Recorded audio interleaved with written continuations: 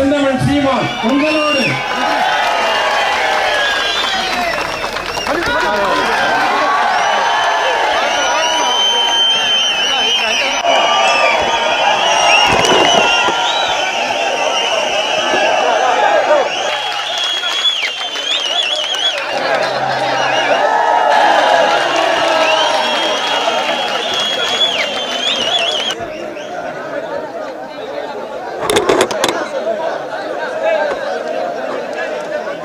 என்னுடைய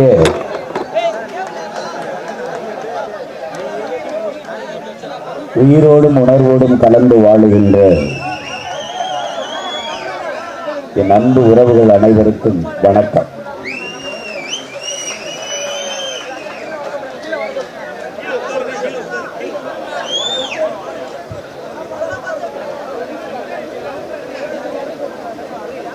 இங்கே தமிழ்நாட்டு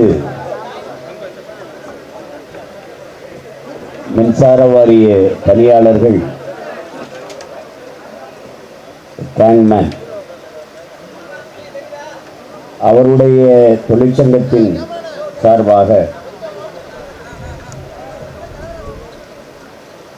3 முதன்மை கோரிக்கைகளை முன்வைத்து தமிழ்நாட்டு அரசிற்கும்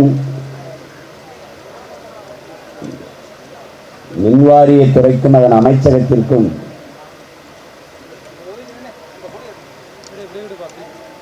கோரிக்கைகளை நிறைவேற்ற வலியுறுத்தி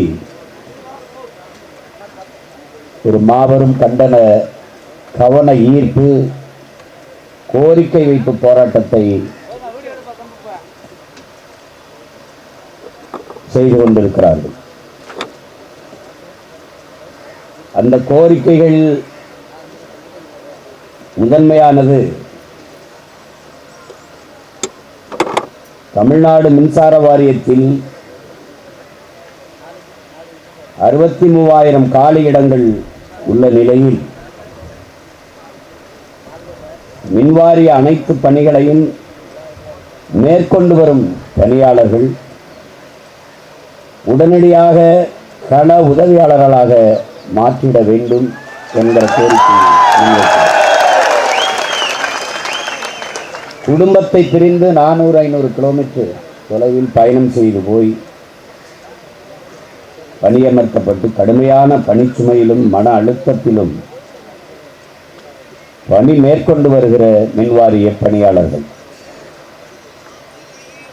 அவர்கள் அனைவரையும் சொந்த ஊருக்கு, குறிப்பாக அவர்கள் வாழ்விடங்களுக்கு அருகில் பணி செய்கிற வாய்ப்பை வழங்கிட வேண்டும் என்கிற 2வது கோரிக்கையை முன்வைக்கும் உடற்தகுதி தேர்வு மற்றும் எழுத்துத் தேர்வில் தேர்ச்சி பெற்று மின்வாரிய நிர்வாக குழு அனுமதி வழங்கிய பிறகும் பணி அமர்த்தாமல் நிலுவையில் உள்ள 5433 மின்வாரிய பணியாளர்களுக்கு உடனடியாக பணி நியமன ஆணை வழங்க வேண்டும் என்கிற கோரிக்கையை முன்வைத்து இந்த போராட்டத்தை மின்வாரிய பணியாளர்களுடைய தொழிற்சங்கம் முன்னெடுக்கிறது. இந்த நீண்டகால கோரிக்கையை நிறைவேற்றி தர வேண்டும் என்று இந்த போராட்டத்தை முன்னெடுத்திருக்கிற சங்கத்தினுடைய தலைவர் மதிப்பிற்குரிய தம்பி அன்பிற்குரிய தம்பி இளையராஜா அவர்களுக்கும், அதனுடைய மாநில பொதுச் செயலாளர் ஆர்வீர் இளவல் யுவராஜ் அவர்களுக்கும், மாநில பொருளாளர் ஜனார்த்தனன் அவர்களுக்கும் என்னுடைய புரட்சிகரமான வாழ்த்துக்களையும் வணக்கத்தையும் தெரிவிக்கிறேன்.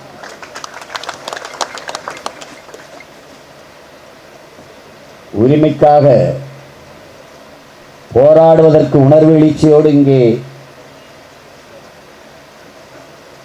ஒன்று திரண்டு கூடியிருக்கிற என் உயிர்க்கினிய தொழிலாளர் தோழர்கள், என் உடன் பிறந்தார்கள், உங்கள் ஒவ்வொருவருக்கும் என்னுடைய அன்பும் புரட்சி வணக்கமும்.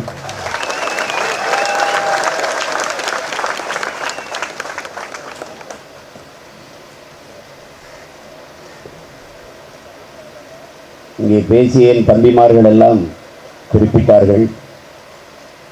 தம்பி யுவராஜ் அவரோடு நிறைய தம்பிகளை அழைத்து கொண்டு வந்து, நான் உங்களோடு உங்கள் கட்சியிலே நாங்கள் இணைந்து விடுகிறோம், அப்போதாவது எங்களுக்கு பாதுகாப்பு கிடைக்குமா என்று பார்ப்போம் என்றார். அப்போது நான் சொன்னேன், நான் கட்சி வைத்திருக்கிறதே இந்த மண்ணின் மக்களின் நலனுக்காக, அவர்களுடைய வாழ்க்கையை பாதுகாக்கத்தான்.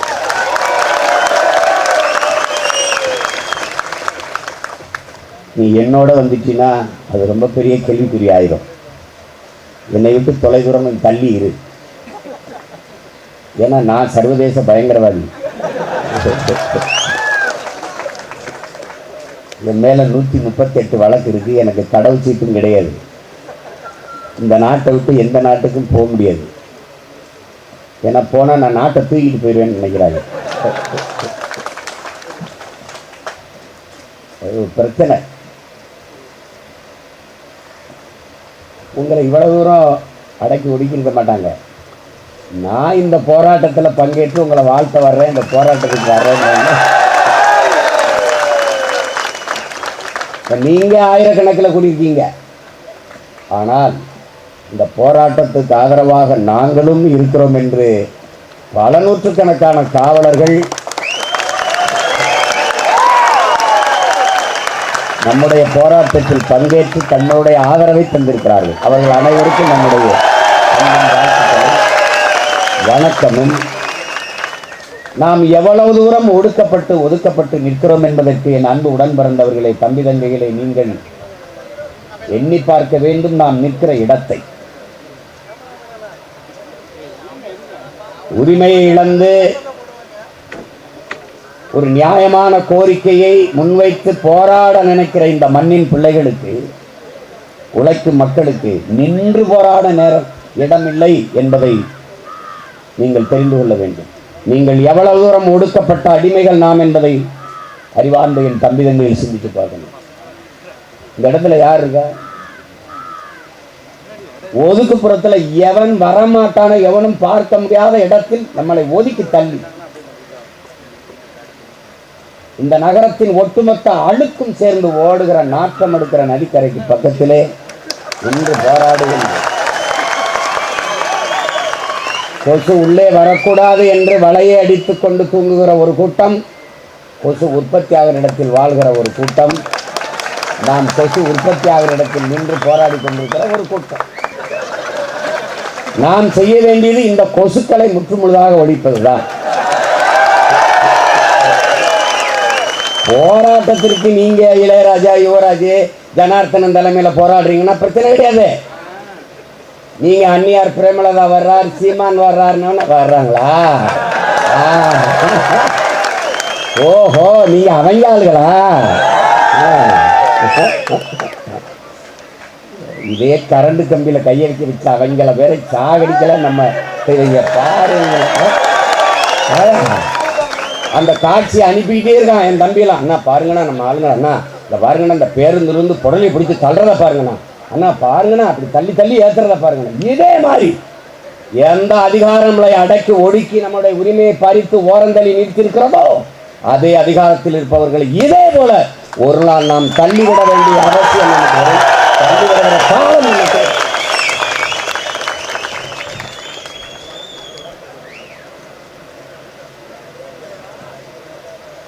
அது திரும்பி பார்க்கும்போது பதாகைகள் இருக்கிற நம்ம மின்சாரம் தாக்கி இறந்து போன நம்முடைய உடன் பிறந்தார்கள் உடலை பார்க்கிற போது ஆடு மாடு கோழிகளுடைய தோலை உரித்தது போல ஒருவர் தோல் இங்கு தொடையோடு தொங்கி கொண்டிருக்கிறதை பார்க்கும்போது அதுக்கப்புறம் என்ன பேசுறதுக்கு இருக்கு?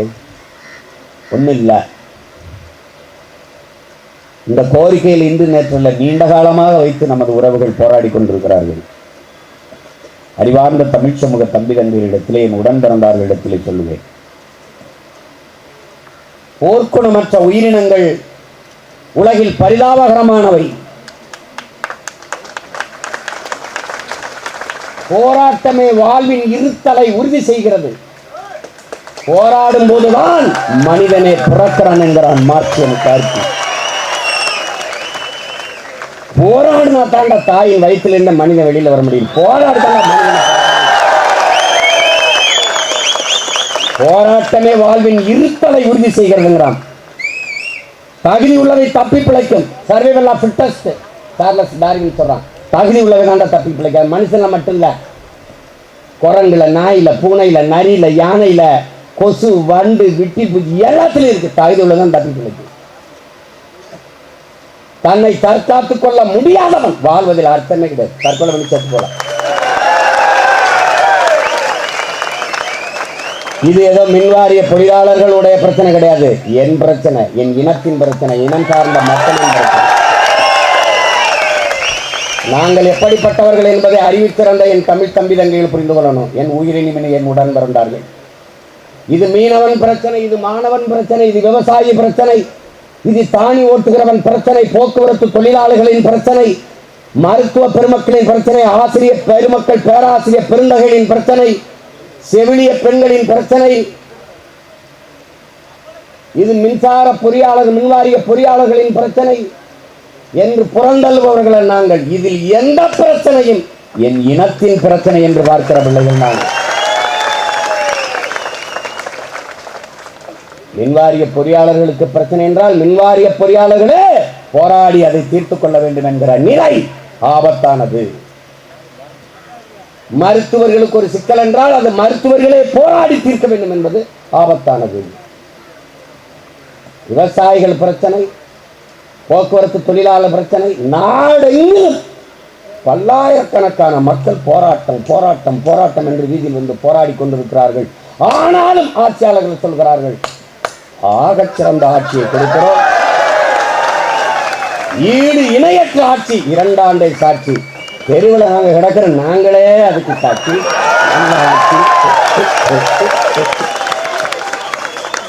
ஐயா சொல்வாரு பாருங்க, எந்த கொம்பனும் குறை சொல்ல முடியாத ஆட்சியை கொடுத்து கொண்டிருக்கிறேன் நான். நாம குறைய தவிர எதுவும் சொல்ல முடியாத ஆட்சியை நீங்கள் செய்து கொண்டிருக்கிறீர்கள். 3 ஆண்டுகள்ல 3 முறை மின்கட்டணம் உயர்ந்து. எதிர்கட்சியா இருக்கும் போது கரண்டை தொட்டால் மட்டும் சாக்கடிப்பதில்லை, கரண்ட் பில்லை கேட்டாலே சாக்கடிக்கிறது. அதே சாக்குதாய் அப்ப ரொம்ப அடிக்குது.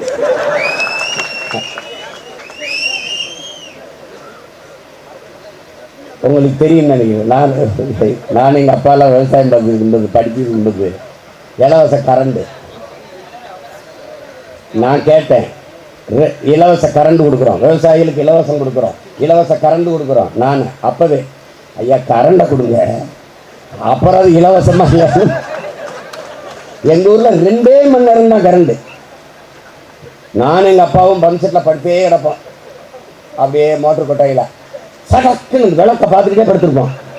வந்துருச்சுரா மகன், வந்துருச்சுரா வந்துருச்சுரா வந்துருச்சுரா, போப்பா போப்பா வாமடைக்கு போப்பா, அங்கே போய் வாமடை போட்டு விடுப்பான்னு இங்கே கரண்டை போடுவோம். தர தர தர தர தர தர தரன்னு தட்டுன்னு ஓடி போய் வயலில் போய் அப்படி தண்ணி தொடும் பாருங்க, நின்றும் கரண்ட். அவ்வளோதான். அப்புறம் அம்மா வந்தாங்க, அவங்க ஆட்சியிலே 2 மணி நேரம் தான் இப்படி காட்டிக்கிட்டு வந்தாங்க. நான் அப்போ அந்த நேரம் அவங்க தான் சொல்கிறாங்களே 2 மணி நேரம் தான் கரண்ட்டுன்னு, நீ என்ன தெரியாமையா? எந்த கோரிக்கை நிறைவேற்றப்பட்டிருக்கு? மக்களின் பிரச்சனைகளில் கவனம் செலுத்தாது. கார் ரேஸ் ஓட்டுறவன் போய் என்ன பண்ணிட்டு இருக்காங்க? ஃபார்முலா 4 பந்தயம் நடத்துறவன் என்ன பண்ணிட்டு? பள்ளிக்கூடம் 300 பெண்கள் படிக்கிற அரசு பள்ளிக்கூடத்தில் 2 கழிவறை. அறிவிச்சிறந்த பெருமக்களே, அன்பு தம்பி தங்கைகளே, நம்முடைய தங்கைகள் படிக்கிற அரசு பள்ளியிலே 300 பெண்கள் படிக்கிற பள்ளியிலே 2 கழிவறை. ஆனால் சமாதி பல 100 கோடியிலே, கார் பந்தயம் பல 100 கோடியிலே. எங்கே இருக்குது? மேற்கூரை இல்லாத மரத்தின் நிலையில படிக்கிற நூற்றுக்கணக்கான மாணவர்கள் இங்கே அறிவு கருவறை தெருவில். நாராணி, உனக்கு மட்டும்தான் பிரச்சனை, நாடே பிரச்சனை இருக்கு. ஊரின் ஓரத்தில் சுடுகாடு அல்ல, இந்த நாடே சுடுகாடு. நல்லா கவனிச்சுக்கணும். நீ ஒன்றும் கிடையாது உனக்கு. பஸ் காசு, பஸ் பாஸ் ஃப்ரீ. கல்லூரி போறியா? பெண்களுக்கு 500, பெண் பிள்ளைகளுக்கு, ஆண் பிள்ளைகளுக்கு 500. அது புரட்சி பெண். இது தமிழ் புதல்வன். இவனுக்கு 1000, அவனுக்கு 1000, மகளிருக்கு 1000. ஆனால் 1ஆப்புலேருந்து 12ஆப்பு வரைக்கும் புத்தக விலை ஏறிடுச்சு. அப்படியே எது அத்தியாவசியமோ அதன் விலையை ஏற்றிடுது. சொத்து வரியை ஏற்றிடுது, மின்சார வரியை ஏற்றிடுது, பால் கட்டணத்தை உயர்த்திடுது, அரிசி வரி, பருப்பு வரி, அரிசி விலை, பருப்பு விலை எல்லாத்தையும் ஏற்றிடுது. நீ சிந்தித்து தெளிந்து ஒரு முடிவை எடுக்காத வரை நீ வீதியிலேயே கடந்து செத்து போற தரவழிகிறேன். நீ ஒரு தடவை யோசிக்கணும்ல. எதனால எல்லாருமே வீதிக்கு வந்து போராடுறீங்க? மீனவர் போராட்டம், மாணவர் போராட்டம், செவிலியர் போராட்டம், மருத்துவர் போராட்டம், ஆசிரியர் போராட்டம், வேளாண் குடிமக்கள் போராட்டம், இந்த மின் பொறியாளர்கள் போராட்டம், போக்குவரத்து தொழிலாளர் போராட்டம், எல்லாருமே போராடுகிறீர்கள், கோபப்படுகிறீர்கள். பிறகு எப்படி இந்த ஆட்சியாளர்கள் வென்று வருகிறார்கள்? யார் ஓட்டு போடுவது? யார் இவர்களை அதிகாரத்தில் அமர்த்தியது? துன்பத்தை தந்தவனுக்கே திருப்பி திருப்பி அதிகாரத்தை கொடுத்தால் உண்மையிலே நமக்கு மூளை என்ற உறுப்பு இருக்கா? சிந்திக்கிற திறன் இருக்கா? அரசியல் அறிவு இருக்கா? கேள்வி வருமா வராதா? எப்படி? எத்தனை காலமா இந்த பிரச்சனை? நானே பார்த்தேன் 5 வருஷமா நடக்குது இந்த பிரச்சனை. இந்த பிரச்சனையை கொண்டு வந்து யுவராஜும் தம்பியில வரும்போதிலிருந்து பிரச்சனை. இவர்கள் இயக்கத்தின் பொதுக்குழுல நான் வந்து இதே மாதிரி சிறப்பு அழைப்பாளராக வந்து பேசினேன். அப்பவும் இதே கோரிக்கை தான் முன் வச்சோம். இது குரலற்ற மக்களினுடைய கோரிக்கையா இருக்குது, அரசியல் அதிகாரமற்ற மக்களின் கோரிக்கையா இருக்குது. அதனால இது கவனிக்கப்படலை. யாழ்ந்து சிந்திச்சு பாரு. கள்ளச்சாராயம் குடித்தவன் செத்ததுக்கு எத்தனை அமைச்சர்கள், எத்தனை பெருமக்கள், எவ்வளவு பேர் போனார்கள்? ஆனால் இந்திய கடலுக்குள்ள ஒரு மீனவன் மலைச்சாமி சிங்கள ராணுவத்தால் கொல்லப்பட்டது ஒருத்தரும் போய் பார்க்கல. ஏன் பார்க்கல? ஏன் பார்க்கல? இவ்வளவுதான்டா உன்னுடைய உரிமை, உன்னுடைய இடம் இதான்டா, இவ்வளவுதான். எங்கே ஓரத்தில் போ, கத்திட்டு போ, உன்னை கவனிக்கிறது கிடையாது. நீ நாதியற்றவன், உனக்கு அரசியல் கிடையாது, அதிகாரம் கிடையாது. அதனால நீ ஒன்றும் கிடையாது. இதை உனக்கு முன்னாடி எனக்கு முன்னாடி அனுபவித்த ஒரு பேராசன் இருக்கான். அவன் என்ன சொல்றான்? எல்லா துன்ப பூட்டுகளுக்குமான சாவி ஆட்சி அதிகாரம் மட்டுமே. புரட்சியாளர் ஆனால் அம்பேத்கர் அவர்கள் அதை நீங்க கவனிக்கணும். அதை விட உனக்கு ஒரு பாடம் கிடையாது. அதிகாரம் மிக வலிமையானதுங்கிறார். அதை தேடி ஓடுறா புடுறா அப்படிங்கிறது. இதே அதிகாரம் உனக்கு இருந்ததுன்னா இப்படியா புள்ள குட்டிகளோட கைப்புள்ளியோட வந்து வீதியில் போடுறதுக்கு இது கேவலம். இது அரசு இல்லை, தரிசு. எத்தனை நாளுக்கு கோரிக்கை வச்சு போராட்டிருப்ப? உன் போராட்டத்தை உனக்கு எந்த துறையில் போராட்டம் இல்லை சொல்லு. எந்த துறையில போராட்டம் இல்லை சொல்லு. ஒண்ணு சொல்லு. அண்ணா இந்த துறை சரியா இருக்கு சொல்லு. டாஸ்மார்க்கை தவிர இந்த நாடு ஆட்சி ஏதாவது பாஸ்மார்க் வாங்க சொல்ற. ஒண்ணு சொல்ற சொல்லு. இங்கே நிற்கிற காவலர்களுக்கான கோரிக்கை ஏதாவது நிறைவேற்றா சொல்லு. ஏதாவது சொல்லு. ஒன்றும் கிடையாது.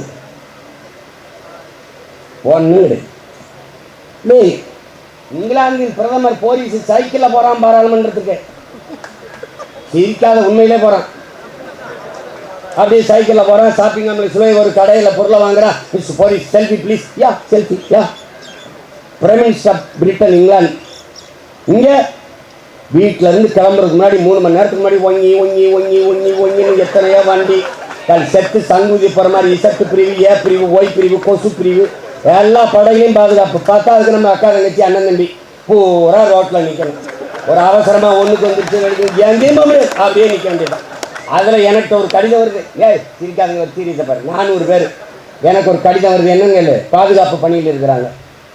முதலமைச்சர் பாதுகாப்பு பணியில் நிற்கிற பாதுகாப்பு படை வீரர்கள். என்ன கடிதம், என்ன கோரிக்கை? அவ்வளவு ஒரு செல்போனையும் வாங்கிட்டு இருக்காங்க. இப்போ முதலமைச்சர் இந்த வழியில் வந்துகிட்டு இருக்காரு பாரு. அங்கே ஒரு பிரச்சனை, எப்படி அவன் தகவல் கொடுப்பான்? அறிவார்ந்த தமிழ் மக்கள் சிந்தித்து பாரு. எப்படி கொடுப்பான்? அவனுக்கு ஒரு முடியல, உடம்பு முடியல, அவசரமா ஒருத்தருக்கு தகவலை கொடுக்கணும். எப்படி கொடுப்பான்? வெயிலில் ரொம்ப நேரம் நிற்கிறான், மயக்கம் வருது, வெயிலில் ரொம்ப நேரம் நிற்கிறான், தண்ணி குடிக்க போகணும். எப்படி தகவல் கொடுப்பான்? போன வாங்கிச்சுக்கிட்டீங்கன்னா என்னது கொடுமை? எப்படிப்பட்ட ஆட்சி மரபாரு?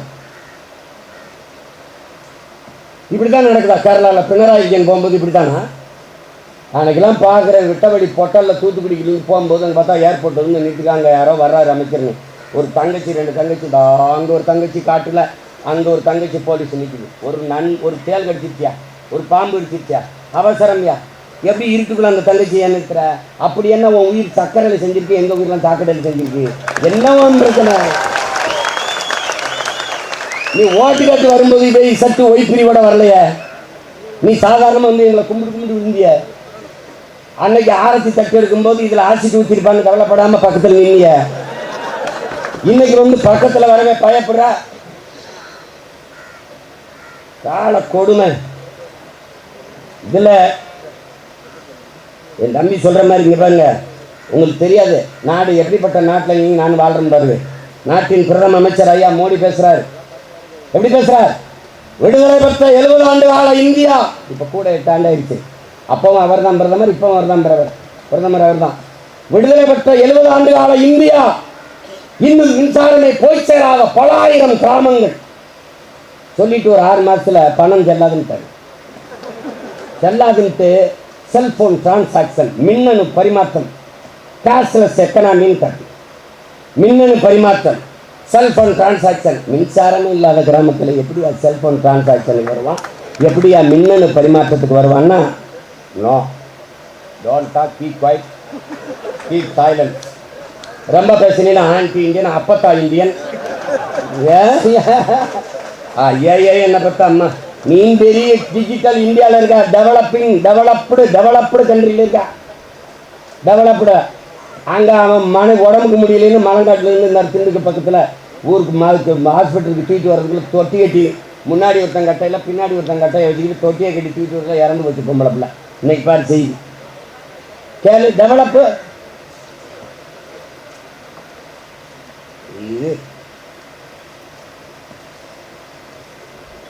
இதுக்கு வேற மாதிரி மருத்துவம் செய்யணும் தம்பி. சிவாஜி படத்தில் அந்த டார்க் ரூமுக்குள்ள வாங்கன்னு சொன்னாங்க, அந்த வேலை செய்யணும். அந்த வேலை செய்யணும். வேலை செஞ்சு இந்த நம்ம ஜிம் பாய்ஸ்லாம் இருப்பான் பார்த்துருப்பேன், எல்லாம் அவனை குறுக்கு மறுக்குமா அப்படியே நடக்க விடணும். நடக்க விட்டு 10 மட்டையை நல்லா கருக்கோட வெட்டி வந்து பழுத்தாக எல்லாம் செட் ஆகிடும். ஒரு பய காதில் வாங்க மாட்டான். நீ நினச்சிக்கிட்டு இருக்க இந்த போராட்டத்தை நீ இப்போ எடுக்கக்கூடாது. தேர்தல் அறிவிக்கிற இன்னொரு 6 மாதம் இருக்குன்னா அப்போ எடுத்தீங்கன்னா எல்லாம் மாவட்ட ஆட்சியர் வருவார், மந்திரி வருவார், எல்லாரும் கவனிப்பாங்க. தம்பி, மக்களை தேடி மருத்துவம் திட்டத்தை கொண்டு வந்தது யார்? இந்த மகாராஷ்டிராக்கள் தான். மக்களை தேடி மருத்துவராக இருந்தனால இங்கே இருந்தான், இதே மாதிரி போராடிட்டு இருந்தான். ஏன்னு கேள, எனக்கு சம்பளம் பத்தலை, சம்பளமே வரலை. எவ்வளோ சம்பளம்? மாதம் 5000. மக்களை தேடி மருத்துவ வேலை வாய்ப்பை பெருக்கி கொடுக்குற நாடு. பி படித்தவர்கள் 400 பேர் வாயில் காப்பாளர் வாட்ச்மேன் வேலைக்கு வந்து பார்த்து நின்னாங்க. வாட்ச்மேன் வேலைக்கு. நாட்டில் வேலை வாய்ப்பை பெருக்கிறோம், நாங்கள் வளர்றோம், நாங்கள் முன்னேறோம். ஏதோ ஒன்று நடந்துருச்சு கொடுமை. எல்லா துயரத்தையும் தொடக்கணும்னா ஒரு வழிதான் தம்பி இருக்குது. அதிகாரம் மக்களுக்கானதாக இருக்கணும். இங்கே அதிகாரம் எப்படி இருக்கு தெரியுமா? அதிகாரம் மக்களுக்கானது, நாட்டு மக்களுக்கு அல்ல, என் வீட்டு மக்களுக்கானது என்று மாறி. நான் உன்கிட்ட கேட்குறேன், எல்லாம் படித்த பிள்ளைங்க தானே. 9 லட்சம் கோடி தமிழ்நாட்டுக்கு கடன் இருக்கு. கற்றறிந்த என் தம்பியும் காவல்துறையில் இருக்காங்க, தங்கச்சி எல்லாரும் யோசிப்பாங்க. 9 லட்சம் கோடி கடன்.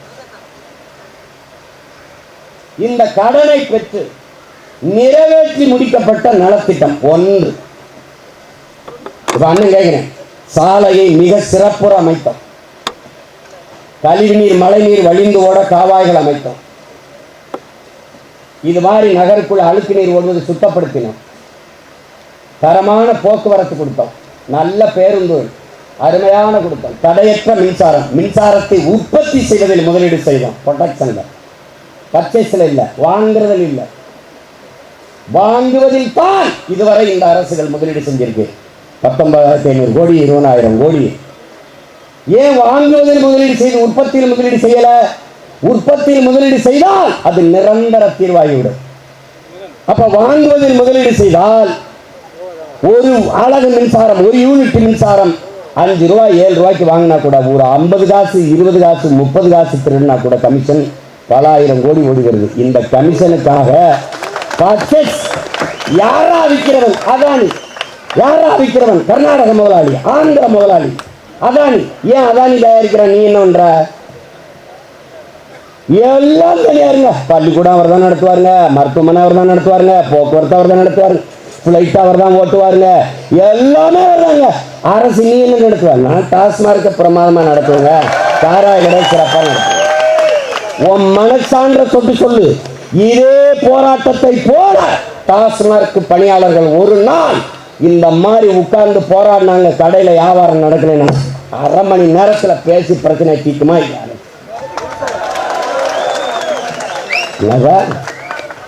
என்னடா நீ ஒரு நாடுன்னு வச்சுக்கிறாங்க.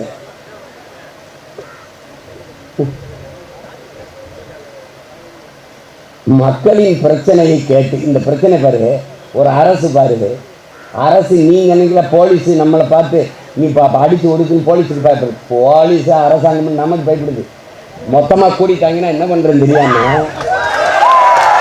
அங்க கரூரில் தடுக்கிற, ராமநாதத்தில் தடுக்கிற, மதுரையில் தடுக்கிற, ஆனால் அங்கே தடுக்க ராத்திரி எனக்கு சொன்ன போட்டா, அண்ணே அண்ணே இங்கே பாருங்க நான் போராட்டத்துக்கு ஒரு எல்லாரையும் அடிச்சு இது பண்ணுறாங்க, அண்ணே ஒரு மண்டபத்தை அடைக்கிறாங்கண்ணா. அப்படியே போடுறா, யாரா அங்கே இருக்கிற அதிகாரி? அண்ணே போங்க, வாங்க மாட்டுறாருண்ணே. இது பண்ணுறது என்ன தேவன் நடக்குது. சரி, நம்ம ஆட்சியாளர்களுக்கு நம்ம சொல்கிறேன், போராடுறது எங்களுக்கு பொழுதுபோக்கு இல்லை. எங்கள் தலைவர் எங்களுக்கு கற்பித்ததா, மேதகு பிரபாகரன் அவர்கள் எங்களுக்கு கற்பித்தது, மற்றவர்களுக்கு வாழ்க்கையில் எப்போதாவது போராட்டங்கள் வருகிறது, நமக்கு வாழ்க்கையே போராட்டமாக மாறி நிற்கிறது. போராடினாலும் சாவோம், போராடாவிட்டாலும் சாவோம். ஆனால் போராடினால் ஒருவேளை வாழ்வதற்கு வாய்ப்பு இருக்கு. அதனால் போராடிவிட்டு சாவோம். நாங்கள் சாவதற்காக போராட்ட களம் வந்தவர்கள் அல்ல, எங்கள் உரிமையை பெற்று சாதிப்பதற்காக இந்த களத்திற்கு வந்தவர்கள்.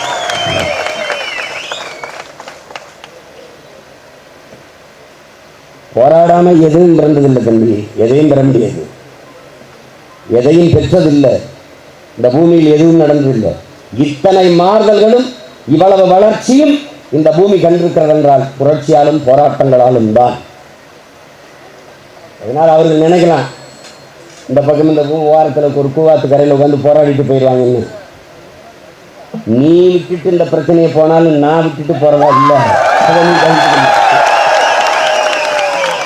இங்கே பேசின எல்லாம் என் தம்பியெல்லாம் கூட சொன்னாங்க, அந்த 5000 ஏக்கரில் ஏர்போர்ட்டு கட்டுறதுக்கு அவங்க அண்ணே அண்ணே போய் நிம்மதியாக படுப்பா, ஏர்போர்ட்டு என்னை தாண்டி தாப்பா கட்டணும்.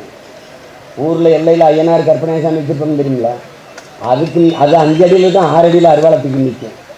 அப்படி நிற்கும். ஏன் என்னை தாண்டி தாண்டா ஊருக்குள்ள எவனு வரணும்னு ஒரு காவல் தெய்வம் நிற்கும்ல, அந்த மாதிரி இந்த இனத்திற்கு ஒரு காவல் தெய்வம் நின்னா அதான் என் தலைவன் பிரபாகரன்.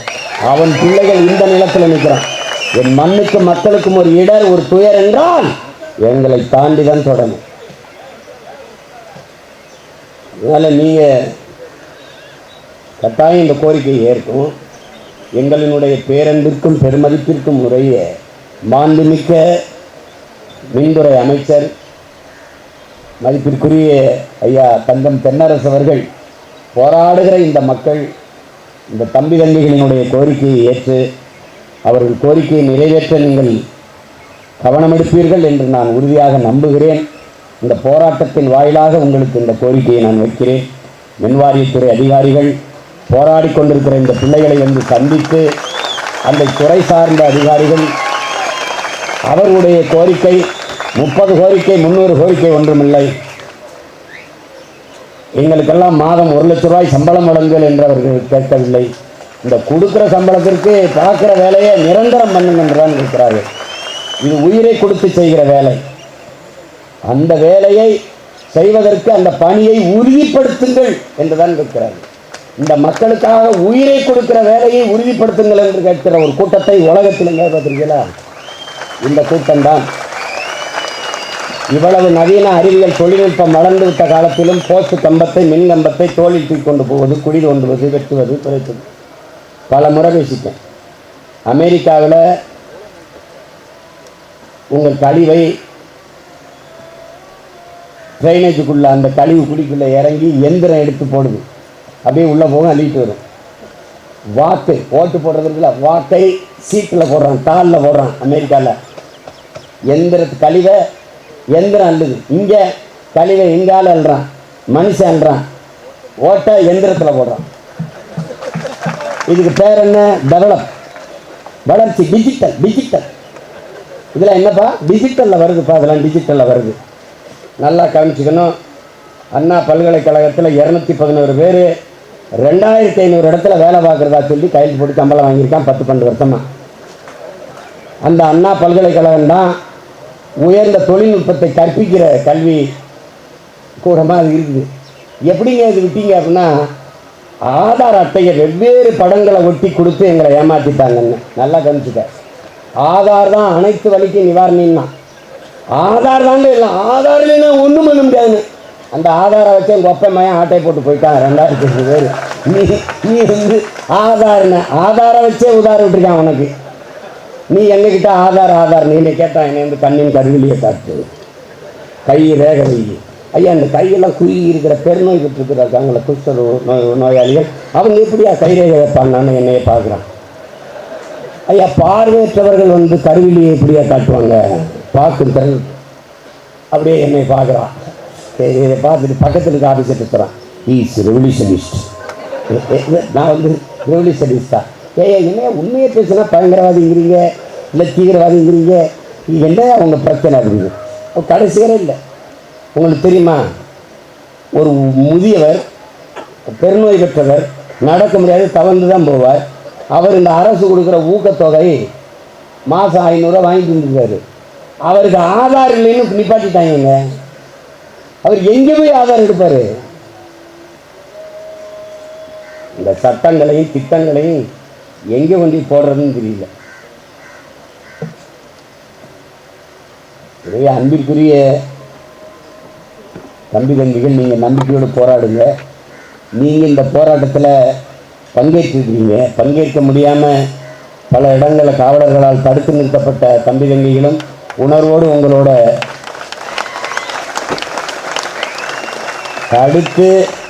தடுத்து மண்டபத்தில் அடைத்தே பல பேர் கூடியிருக்கிறீர்கள் என்றால், தடுக்காமல் விட்டிருந்தால் என்ன நடந்திருக்குன்னு பார்க்கணும். கண்ணியமிக்க நம்ம தாத்தா காகித மில்லத்து மணிமண்டபத்திற்கு முன்னாடி இருந்து நம்ம இந்த போராட்டத்தை செய்கிறோம். தாத்தா ஒரு மிகப்பெரிய போராட்டக்காரர். அவருடைய பேர பிள்ளைகள் இன்றைக்கு அவர் விடுதலைக்கு போராடி, விடுதலை பெற்ற இந்தியாவில் மண்ணின் மக்களின் உரிமைக்கு போராடி, கடைசி அவர் பிள்ளைகள் நாமளும் போராடுற நிலைமையில் தள்ளப்பட்டிருக்கோம். தாத்தா பார்த்துக்கிட்டு தான் இருக்காரு.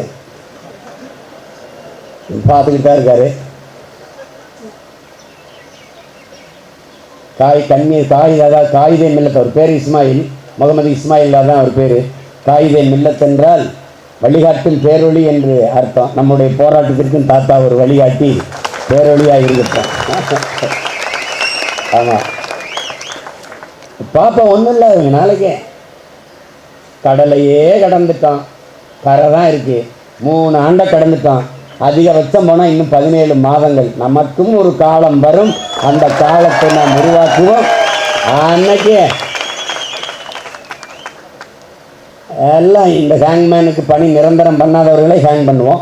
கவலைப்படாமல் இருக்க. நம்பிக்கை தான் முக்கியம். ஏன்னா இது இங்கே தற்சோர்வு அடைஞ்சிடாதீங்க. இது வெல்லுமா, நமக்கு யார் இல்லையா அப்படிலாம் நினைக்காதீங்க. ஒரு பிரதிநிதி தான் உங்களுக்காக குரல் கொடுக்க உங்கள் உடன் பிறந்தவனாக இருக்கேன். இந்த வந்திருக்காங்க தேமுதிகலேருந்து அம்மையார் பிரேமலதா, அவர் தொழிற்சங்கத்திலிருந்து ஐயா எல்லோரும் வந்திருக்காங்க. மக்களுக்காக மக்களை நேசிக்கிறவர்கள் எப்பவும் உங்கள் கூட இருப்பாங்க. நீங்கள் ஓட்டு போடுங்க, போடாமல் இருங்க, ஆதரிங்க, ஆதரிக்காமல் போங்க, அதை பற்றி கவலை கிடையாது. எங்கள் பிறவிக்கடன் என் மக்களுக்காக போராடுவது, அவர்கள் கூட நிற்பது. நாங்கள் உண்மையிலேயே மிகப்பெரிய பலசாலிகள். ஏன்? பலவீனமாக இருக்கிறவன், பலமற்று இருக்கிற மக்கள், குரலற்ற மக்கள், அவர்களுக்காக நிற்பவன் எவனோ அவன்தான் உலகத்திலே பலமானவன். எவனெல்லாம் அடிமை? நீ அடிமை இல்லை. யார் அடிமை? உரிமை இழந்து அடிமையாக நிற்க, உரிமை இழந்து நிற்கிறவனுக்காக பேசாதவன், பார்வையற்றவனுக்காக வழிகாட்டாதவன், பேச முடியாதவனுக்காக பேசாதவன் எல்லாம் அடிமைதான். உரிமைக்காக போராடுகிற உங்கள் கூட வந்து நிற்காத எல்லாரும் அடிமைகள் தான்.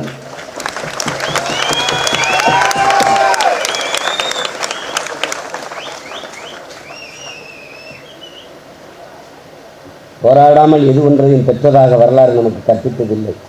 தொடர்ந்து போராடுவோம். என் அன்பிற்குரிய தம்பி தங்கைகளே, அலை கரும்பாறையை கரைப்பது தன் வலிமையால் அல்ல, விடாமுயற்சியால். நாம் தொடர்ந்து போராடி நம் கோரிக்கைகளை நிறைவேற்றும். ஒன்றுதான் உங்களுக்கு உங்கள் அண்ணன், உங்கள் உடன் பிறந்தவன் ஒன்று சொல்ல கடமைப்பட்டிருக்கிறேன். மக்களின் பிரச்சனைகளை அரசு கையில் எடுக்காத போது அரசை மக்கள் கையில் எடுப்பதை தவிர வேறு வழியில்லை. இந்த அதிகாரத்தை மக்களுக்கான அதிகாரமாக மாற்று. மக்களை பற்றி சிந்திக்கிற, மக்களின் வாழ்க்கை குறித்து, மக்களின் எதிர்கால நல்வாழ்வு குறித்து, மக்களின் பாதுகாப்பு குறித்து சிந்திக்கிற ஒரு அதிகாரத்தை நீ நிறுவாத வரை நீ நிற்கதியாக வீதியில் நிற்க வேண்டிய நிலைமைதான் இருக்கு. அதை கவனத்தில் வைத்துக் கொண்டு பல்வேறு தளங்களில் இருந்து அடர்த்தியான வறுமை, பொருளாதார நெருக்கடி இருந்தபோது 10 பேர், 20 பேர், 30 பேர், 40 பேர் சேர்ந்து பேருந்துகளை, வாகனங்களை பிடித்து பசியோடும் பட்டினியோடும் உறக்கம் தொலைத்து இவ்வளவு தூரம் பயணித்து வந்து உரிமைக்காக நிற்கிற உங்களை நான் உண்மையிலே வணங்குகிறேன். நீங்கள் ஒவ்வொருவரும் புரட்சியாளர்கள், போராட்டக்காரர்கள், போராளிகள் என்ற பெருமிதத்தோடு உங்கள் அனைவரையும் நான் வணங்குகிறேன். கோரிக்கைகள் நிறைவேறும் வரை கோடி கைகள் இணைந்து போராடுவோம் என்ற கோட்பாட்டை ஏற்று களத்தில் நில்லுங்கள். நீங்கள் நில்லுங்கள். உங்களுக்கு உங்கள் அருகிலே விழுகிற நிழல், நீங்கள் நடங்கள். உங்களை பின்தொடர்ந்து வருகிற நிழல் இந்த அண்ணன் என்பதை நீங்கள் கவனத்தில் வைத்துக் கொண்டு களத்தில் நில்லுங்கள். தொடர்ச்சியாக நில்லுங்கள், வெல்லுங்கள். இந்த போராட்ட கோரிக்கைகள் வெல்லட்டும், அரசு கவனத்தில் எடுக்கட்டும். பெரும் மதிப்பிற்கும் பேரன்பிற்குரிய மின்துறை அமைச்சர், எங்களுடைய மதிப்பிற்குரிய ஐயா தங்கம் தென்னரசு அவர்கள் போராடுகிற இந்த எளிய பிள்ளைகளினுடைய கோரிக்கையை கேட்டு அதை நிறைவேற்றி கொடுக்க வேண்டும் என்று அன்போடு வேண்டுகிறேன். களத்தில் நிற்கிற என்னுயிர் தம்பி தந்தையர்கள் அனைவருக்கும் புரட்சிகரமான என் வாழ்த்துக்களும் வணக்கமும். புரட்சி எப்போதும் வெல்லும். உங்கள் போராட்ட வெற்றி அதை சொல்லும். நன்றி, வணக்கம்.